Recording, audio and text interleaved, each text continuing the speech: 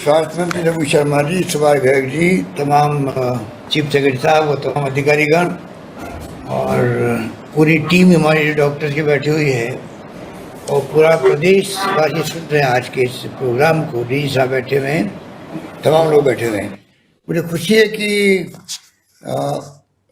लंबे समय से हम लोग लगे हुए हैं मार्च 20 से किस रूप में मुकाबला किया इस कोविड जंग का। पूरे प्रदेशवासियों को गर्व होना चाहिए कि पूरे प्रदेशवासियों के सहयोग से, तमाम पॉलिटिकल पार्टी के सहयोग से, तमाम धर्म गुरुओं को साथ लेके, एक्टिविस्ट, एनजीओ वाले और डॉक्टर फैटर्निटी तो है ही है, पुलिस कर्मी भी, कोई वर्ग ऐसा नहीं रहा जो अछूता था। ब्यूरोक्रेट ने भी शानदार काम किया। तो मुझे तो गर्व है कि राजस्थान में जिस प्रकार से इसका मुकाबला हुआ कोरोना का हर स्टेप पर, उसी झलक देखी आपने भी जब सिद्धार्थ महाजन जी बता रहे थे आपको प्रेजेंटेशन, और मैं समझता हूँ कि उसी रूप में हमने बढ़ चढ़ कर काम किया हर स्टेप पर। और चाहे संकट की घड़ी आई हो, क्योंकि ये घड़ी बहुत हाहाकार मचाने वाली थी, किस प्रकार से सेकेंड वेव जो आई है डेल्टा वाली, अब जाके मालूम पड़ा कि इतना खतरनाक डेल्टा है। इसने अब तो हिंदुस्तान के अलावा अमेरिका में और यूके के अंदर भी डिस्टर्ब कर रखा है इसको। पूरी दुनिया के मुल्क चिंतित है कि अगर ये वहाँ पे जितना ज़्यादा पहुँचेगा, तेज गति से फैलेगा और पता नहीं कितने लोगों को ये संक्रमित करेगा। इस प्रकार के माहौल में आज पूरा विश्व चल रहा है और हमारी ड्यूटी है कि हम लोग किस प्रकार से अपने प्रदेशवासियों की रक्षा करें। और उसके लिए जरूरी है कि जो एक तरफ तो जो हमेशा आप लोग बताते रहते हैं और सरकार ने भी कोई कमी नहीं रखी, चाहे वो लॉकडाउन लगाना पड़ा हो, चाहे सोशल डिस्टेंसिंग, मास्क का अभियान चलाने की बात हो, तो हमारे लोगों ने कोई कमी नहीं रखी थी और लगातार लोगों को हम लोग आगाह करते गए। अनुशासन पखवाड़ा मनाया हम लोगों ने और ये कोशिश की कि हर प्रदेशवासी के दिमाग में बात आए, अगर इस महामारी से बचना है, परिवार को बचाना है, पड़ोसियों को बचाना है, सबको बचाना है, तो हमें किस प्रकार से बिहेव करना है। और मुझे खुशी है कि लोगों ने हमारी बात का तवज्जो दिया। इसकी झलक देखने को मिल रही है अभी तक तो, कि जो अभी लॉकडाउन सेकेंड हुआ है जिस रूप में, और जो ग्राफ आपने देखा सेक्रेटरी मेडिकल हेल्थ बता रहे थे किस प्रकार से ऊपर से नीचे तक, जो ऊपर गया तो बहुत तेज गति से गए और वापस डाउन हुआ तो एकदम स्टिफ हुआ है। इसके मायने कि अभी लॉकडाउन में जो कार्रवाई हुई है लोगों ने उसको एक्सेप्ट किया, उसके कारण से हम लोग काफ़ी कंफर्टेबल महसूस करने लगे हैं। क्योंकि वो टाइम देखा हमने 15 अप्रैल के बाद का, पूरा देश में हाहाकार मर गया था ऑक्सीजन को लेकर के, रेमडेसिविर को लेकर के। अब ये ब्लैक फंगस आया तो उसकी अलग चिंता सता रही थी लोगों को। ऐसा माहौल बना इंडिया में ना कि हर व्यक्ति सोचता था पता नहीं होगा क्या, बेड नहीं मिल रहे हैं, सिफारिश आ रही बेड देने के लिए। दिल्ली से और कई राज्यों से लोग जयपुर तक आए हैं, राजस्थान तक आए हैं, ये हमारे लिए, और हमने उनका वेलकम किया है और आप लोगों ने कोई कमी नहीं रखी सेवा करने के लिए। ये जो विषय आज रघु शर्मा जी ने इनिशिएट किया है, मैं समझता हूँ कि बहुत ही ज़रूरी है ये, क्योंकि लोग बार बार देखते हो क्या 1.5 साल किसे कहते हैं, 1.5 साल तक घर कितने छोटे होते हैं, झोपड़ियाँ भी होती है, 2 कमरे का मकान भी होते हैं, वो कहाँ तो जाएं, फैमिली छोटी एक बड़ी है। फिर आप लोगों ने जो अभी एक से एक बढ़ के हमारे डॉक्टर साहबान ने, जो अभी भंडारी साहब ने जो बताया सबको, Sanjay Jain doctor, Paramjit Singh, doctor R K Solanki, doctor Sunil Sutar और डॉक्टर जयश्री जैन, सब ने एक से एक बढ़ कर के आप लोगों ने अपने प्रेजेंटेशन दिए। और मैं समझता हूँ पूरा प्रदेश सुन रहा उनको, तो अवश्य वो लोग जो सुन रहे होंगे उनका इंटरेस्ट है। इंटरेस्ट इस बात का भी है कि मैं तो खुद समझूँ साथ में मैं लोगों को समझाऊं लोगों को। तो मैं समझता हूँ कि इसका बहुत बड़ा लाभ मिलेगा आने वाले वक्त के अंदर। और ये मेंटल हेल्थ का विषय भी अपना में इम्पोर्टेंट हो गया है। तो मुझे उम्मीद है कि आज की जो ये स्पेशल कोविड रिव्यू मीटिंग रखी गई, इसके अच्छे परिणाम होंगे हमारे सामने। इसलिए बात तो जितनी करे उतनी कम, इतने ऐसे विषय बन गया है। पर मैं इस मौके पर लंबी बात नहीं कहता हुआ वैक्सीनेशन के बारे में कहना चाहूँगा, क्योंकि अब ये निश्चित हो गया दुनिया के अंदर कि अगर बचना है दुनिया को तो एक तो वैक्सीन अवश्य है, और जब तक वैक्सीन नहीं हो तब तक मास्क अवश्य है, सोशल डिस्टेंसिंग जरूरी है, पूरा प्रोटोकॉल निभाना जरूरी है। तो क्यों नहीं हम लोग सब मिलकर के एक तरफ तो प्रोटोकॉल की बात करते रहे लगातार, उसी ढंग से हम लोग आगे फैसले करेंगे कब तक लॉकडाउन रखना है, किस सीमा तक रखना है, किस तरह का रखना है। हमारे तमाम साथियों ने जिस प्रकार से 1.5 साल तक के काम और मेहनत की है, मैं सबको कहना चाहूँगा, साधुवाद देना चाहूँगा कि अभी तक स्पीड बनी हुई है। लोग थक जाते हैं, बार बार वो मीटिंग करेंगे, 250-300 VC कर ली मैंने। तो आप सोच सकते हो कि जैसे मेडिकल फैसिलिटी काम कर रही है वो भी थक जाती है। जिस प्रकार आप ऑपरेशन करते हैं, कितने घंटे काम करते हैं, उसी प्रकार रोज आपको कोरोना के मरीज आ रहे हैं, बेड नहीं मिल रहा है, ऑक्सीजन की जरूरत है, ऑक्सीजन पता नहीं 2 घंटे की बची हुई है, 4 घंटे की बची हुई है।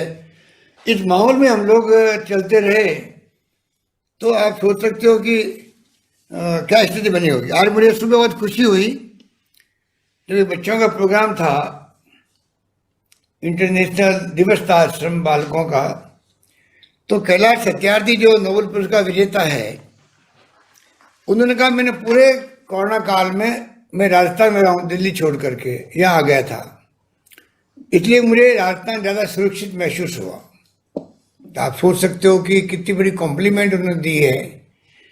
उससे जाहिर होता है कि आप लोगों ने जो अप्रोच एडॉप्ट करी इस वक्त में, मेरे ख्याल से इतनी गंभीरता के साथ में किसी भी राज्य में, देश के अंदर किसी भी राज्य में सबने अपनी मेहनत करी। कोई नहीं चाहेगा हमारे वहाँ के प्रदेशवासी दुखी हो। मैं किसी को कोई दोष नहीं दे रहा हूँ, पर मैं कह रहा हूँ कि सबने मेहनत की होगी, परंतु जो गंभीरता शुरू से ही मार्च 20 से ही जब इटली का पैर आया था यहाँ पर, तब से जो आप लोगों ने सबने दिखाई और सरकार ने समय रहते हुए जो इनिशिएटिव लिए, उसका कारण रहा है कि आज हम लोग इस स्थिति में कहने की भारत सरकार के अधिकारी कहते हैं, प्राइम मिनिस्टर ने भी तारीफ करी एक बार, अधिकारियों से बात होती रहती है, सबके जहन में इस बात का एहसास है कि राजस्थान में चाहे कोविड को कंट्रोल करने की बात हो,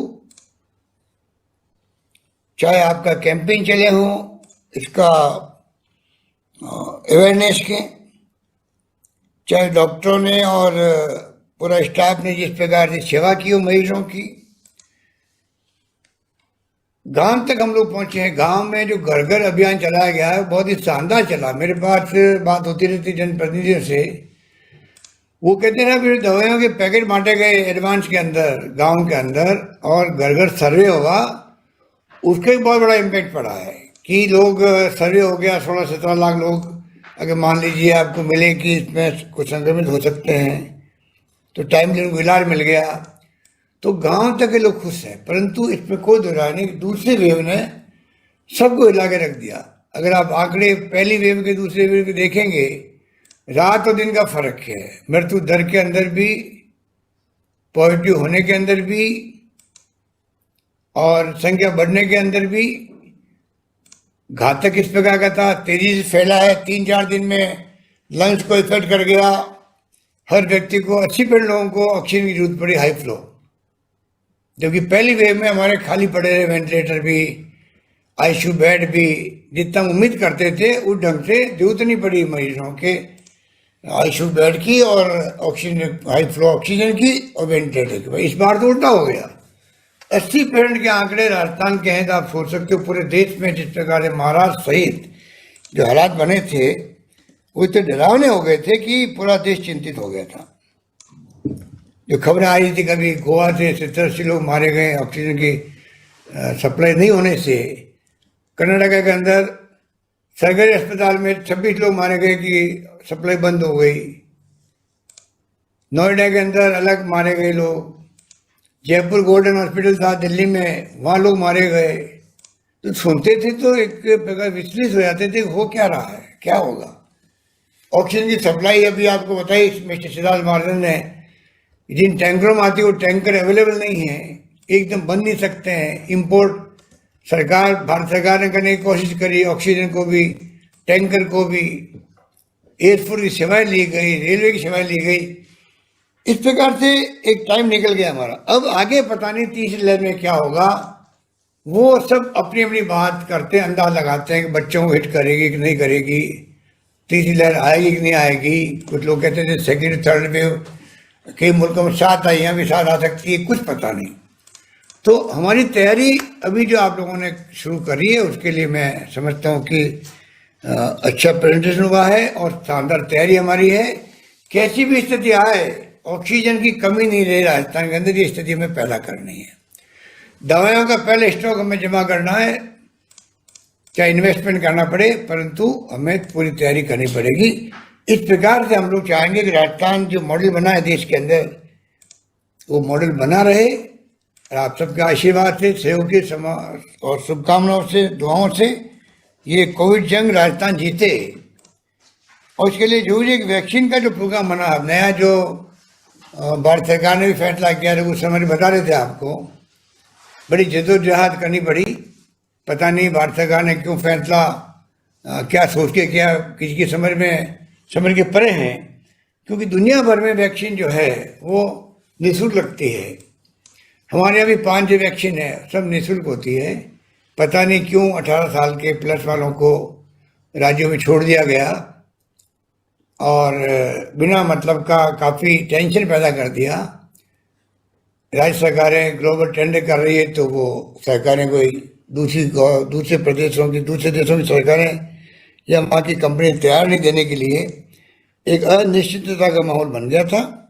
वो माहौल भी अब खत्म हुआ। प्रधानमंत्री के संबोधन के बाद में सुप्रीम कोर्ट ने भी कटाक्ष किए, हाई कोर्ट ने जगह जगह प्रदेशों में बहुत ज़्यादा, मैं समझता हूँ कि जो कुछ वो कह सकते थे उन्होंने कोई कमी नहीं रखी कहने के अंदर, कमियों को बताने के अंदर। पर सब मिलाकर के मैं समझता हूँ प्रधानमंत्री ने जो अनाउंस किया है कि हम फ्री डिस्ट्रीब्यूट करेंगे, मैं उम्मीद करता हूँ कि 18+ नहीं बल्कि उनसे छोटे बच्चों का ट्रायल हो रहा है, हो सकता है उनको जरूरत पड़े। जो भी होगा अब निःशुल्क होगा। और हम लोगों ने तैयारी कर रखी, हमने कोई तैयारी ऐसी करी 3000 करोड़ खर्च होंगे तो करेंगे। और मुझे खुशी है कि हमारे प्रिंसिपल सेक्रेटरी फाइनेंस को जब मैंने टेलीफोन किया तो कोई किंतु परंतु नहीं था। अगर मान लीजिए जो थे तो हम लोग आगे आएंगे, साधन कहीं जुटाएंगे, कुछ कटौती करेंगे, परंतु हम राजस्थान प्रदेश में लोगों की किस प्रकार से बचाव हो सके उसमें कमी नहीं आने देंगे। इसलिए मैं चाहूँगा कि जो 21 तारीख से अभियान चल रहा है, मिस्टर सिद्धार्थ महाजन जी और वैभव गलेरिया जी, आपको मंत्री जी के साथ बैठ करके बातचीत करनी, अखिल अरोड़ा जी को भी, और पूरी तैयारी करें इस प्रकार से। अभी से अभियान चलाएं हम लोग। हालांकि राजस्थान में मेरे ख्याल ये प्रॉब्लम नहीं है, क्योंकि राजस्थान में भी जो कहा गया, जयपुर में कल 1 लाख से ज़्यादा लोग को टीकाकरण हुआ है। इसके मायने है कि राजस्थान में इस बार माहौल बन चुका है टीकाकरण का। पर मध्य प्रदेश में, यूपी में, बिहार में हम देखते हैं प्रोग्राम कि किस प्रकार गाँव के लोग दूर जा रहे हैं, वैक्सीन के लिए तैयार नहीं हो रहे हैं।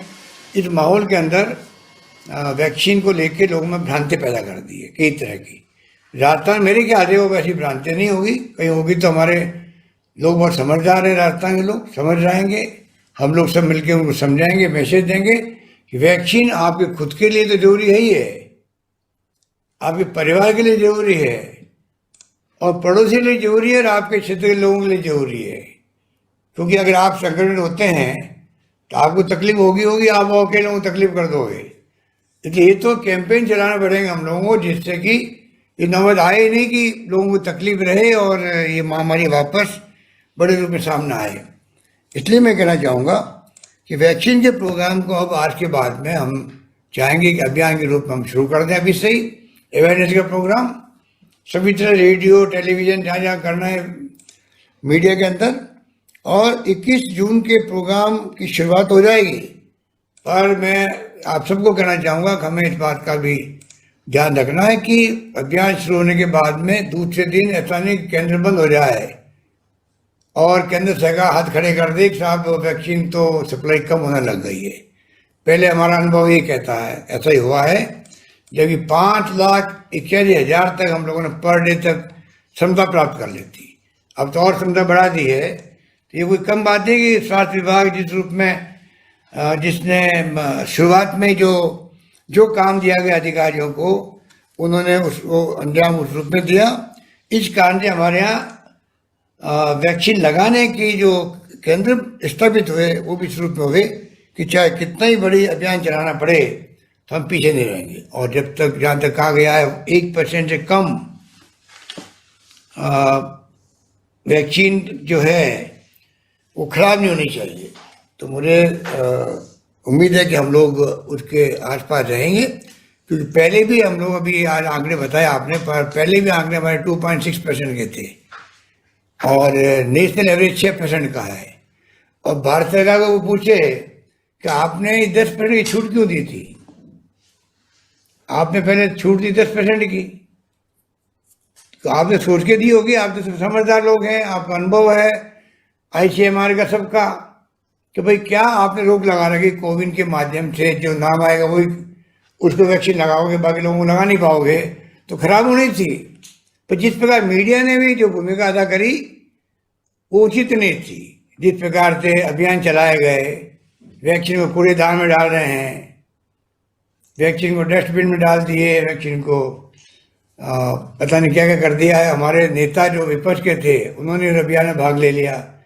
अरे उनको पूछो, रात दिन 1.5 साल से हमारे नर्सेज और ANM और आशा सहयोगी और आंगनबाड़ी वर्कर से लगा करके मेडिकल के जो परिवार के लोग हैं, किस प्रकार से वो रात दिन एक करके काम कर रहे हैं, बचाने के लोगों को, वैक्सीन लगाने का काम कर रहे हैं।